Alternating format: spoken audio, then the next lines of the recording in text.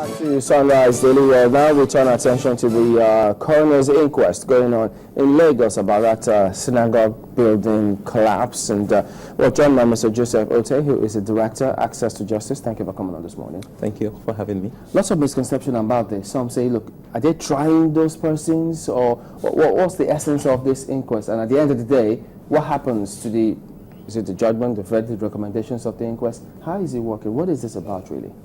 Well, a coroner's inquest, by its very nature, is a fact-finding inquiry. It's not a trial. Nobody is put on trial. It's just to examine the circumstances that led to particular death coming about. So it's a death investigation. And the reason why that's important is because the life of every member of the community is important.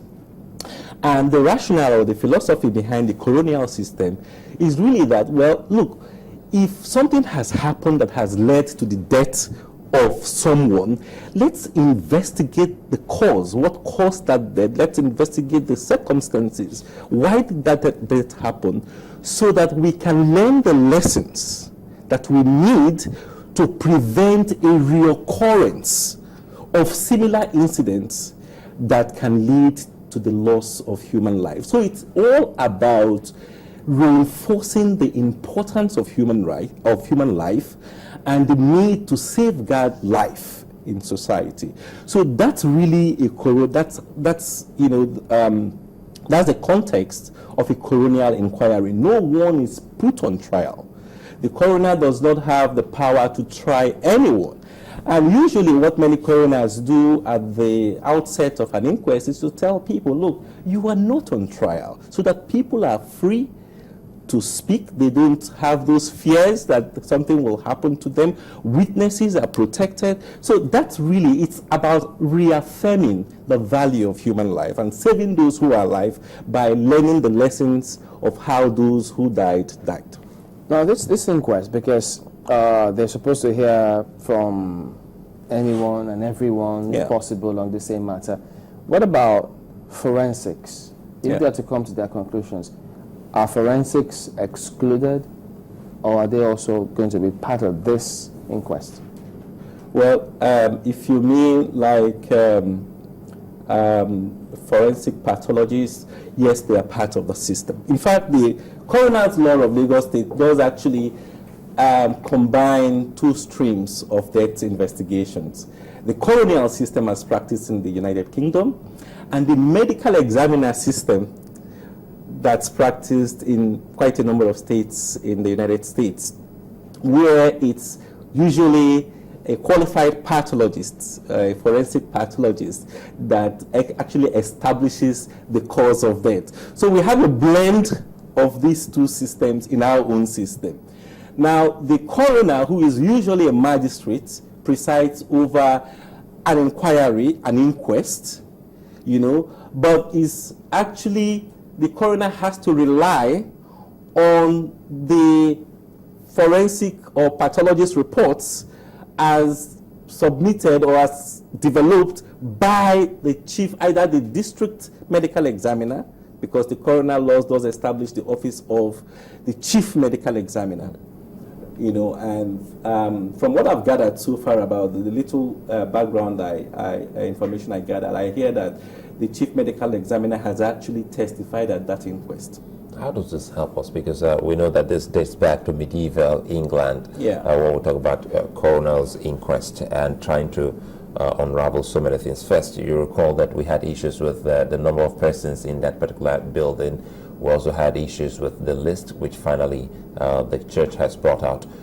Can this inquest or this investigation help in putting names on some of those bodies found? Can it also tell us the cause of the particular collapse so that people can have an inkling of what this is about? Because you started off by saying it is not a trial of those involved. So what does this set out to get? Okay, let me begin with the first question. Medieval England, that's correct, but it has, it's no longer in the coroners, or the coronial system is no longer in the form in which it was in medieval England. And up till today, as we speak, the coroner's system is what is practiced in England and virtually in nearly all developed countries, as far as I know, including even Muslim countries. Now, this, to your second question, well, I'm hoping that the inquiry is going to tell us what led to the building collapse. That's I think, is a critical reason why that investigation is taking place. The coroner does have power to summon any witness who can help him unravel the cause of what happened, and from what I read, quite a number of professionals have gone there to give evidence, and state officials. So he does have that power to summon people who can help him reach the truth of what happened. To also sort of visit the scene.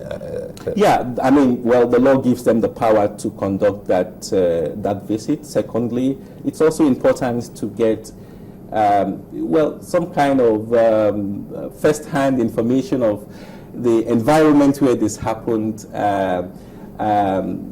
the wreckage,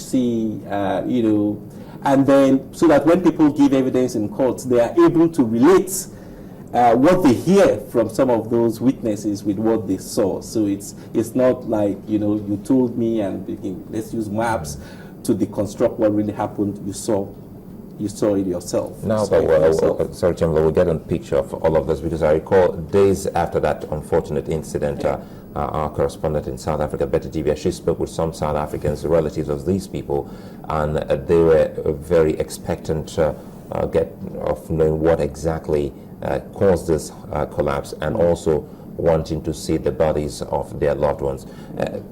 How does it operate? For those unidentified or those bodies yet to be released, will it be released after the end of this particular investigation? Well,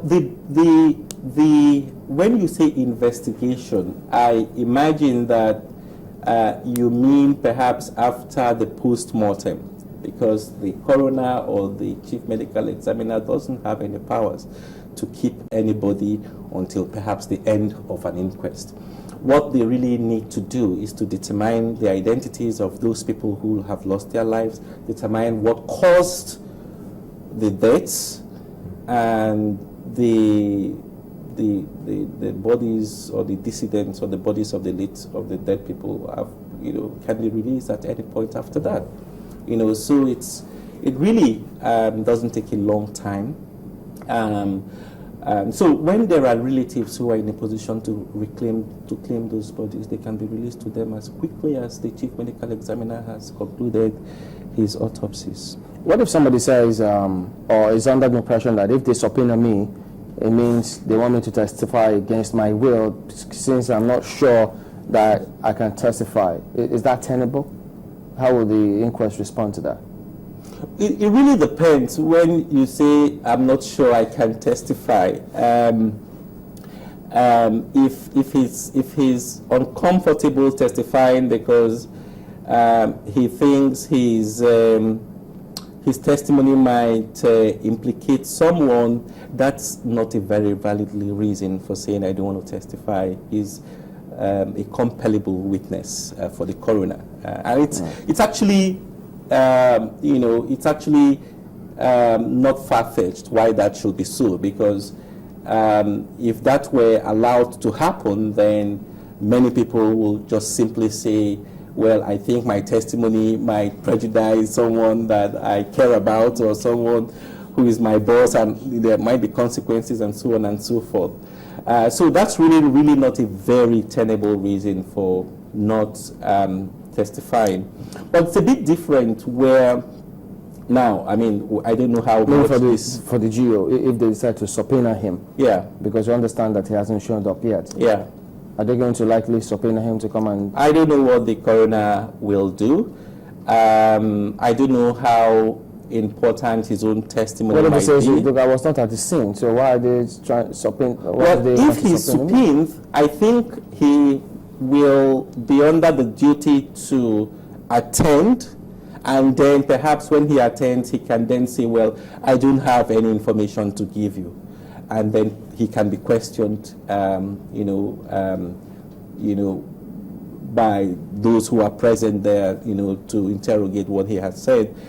And if really he doesn't have any information to give, he will be released. Like I said, it's really not a trial. He is not likely to be on trial. He's not going to be on trial when he testifies, But the important thing really is, and here's how the process usually, or here's how the process should go. At the end of that inquest, the coroner should establish some findings. Now, when those findings are done, a report is sent to the chief coroner. And the chief coroner himself or herself, who is actually a high court judge, will transmit the findings to other relevant authorities, including the Attorney General. Because the whole essence of that inquiry, of that inquest, is for the state to take prophylactic action to prevent a reoccurrence of that same incident that led to the loss of human life. Okay, Ratu, thank you for coming on. Chumauti is the Director of Access to Justice. We've been speaking about this coroner's inquest in Lagos. Thank you for coming on again today. Thank you for having me. We'll be back after the break. Don't go away. Oh dear, so much argument still going on Twitter, but that's where we have to draw the curtains today. We thank you all for watching. We'll be back tomorrow. I'm Chamberlain also. Well, many thanks. I'm Sulaiman Alede. Bye-bye.